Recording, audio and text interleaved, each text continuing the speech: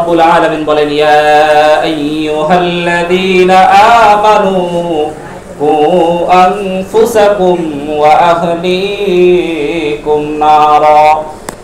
হে ঈমানদারগণ, তোমরা আগে সর্বপ্রথম তোমাদের নিজেদেরকে বাঁচিয়ে নাও।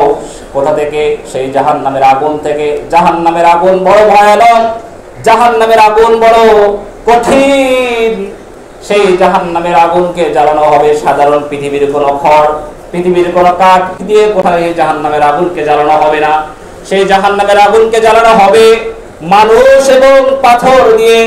কখনোই শোনেননি হয়তোবা যে জাহান্নামের আগুন আবার পাথর দিয়ে কিভাবে জ্বলবে।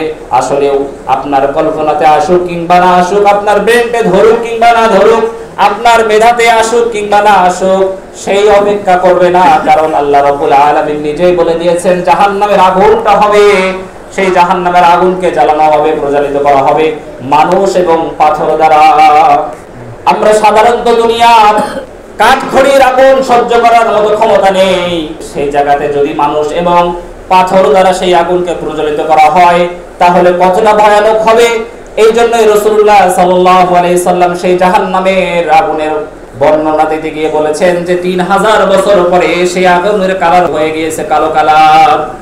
তাহলে আল্লাহ রাব্বুল আলামিন আমাদেরকে বারবার কোরআনুল কারীমের আয়াতের মধ্যে সতর্ক করে দেন যে অবশ্যই সর্বপ্রথম তোমরা আগে নিজেকে বাঁচিয়ে নাও। কোথা থেকে? জাহান্নামের আগুন থেকে নিজেকে বাঁচিয়ে নাও।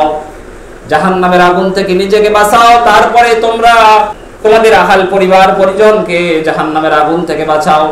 তাফসীরের মধ্যে এসেছে হযরত ওমর রাদিয়াল্লাহু তাআলা আনহু যখন এই আয়াতে তেলাওয়াত করতেন, কু আনফুসাকুম ওয়া আহলিকুম নারা, যখন এই আয়াতের মধ্যে চলে আসতেন তেলাওয়াত করতে করতে সঙ্গে সঙ্গে তার তেলাওয়াত থামিয়ে দিতেন এবং কান্না শুরু করে দিতেন, অঝরে কান্না করতেন।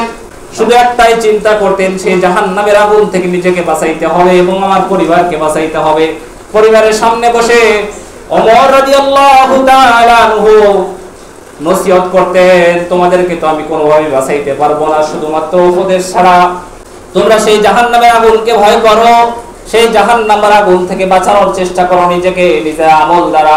অপর এক তাফসীরের মধ্যে এসেছে হযরত আবু বকর রাদিয়াল্লাহু তাআলা আনহু এই আয়াতের ব্যাখ্যা করেন যে এই আয়াতের দ্বারা বোঝানো হয়েছে নিজেকে অবশ্যই আগে সর্বপ্রথম পরিবর্তন করতে হবে, নিজের ভিতরে আমল নিয়ে আসতে হবে, নিজেকে সংশোধন করতে হবে এবং আমার পরিবার পরিজনকে সেই সম্পর্কে অবগত করতে হবে এবং সতর্ক করতে হবে এবং তাদেরকে ফিরিয়ে নিয়ে আসতে হবে জাহান্নামের আগুন থেকে।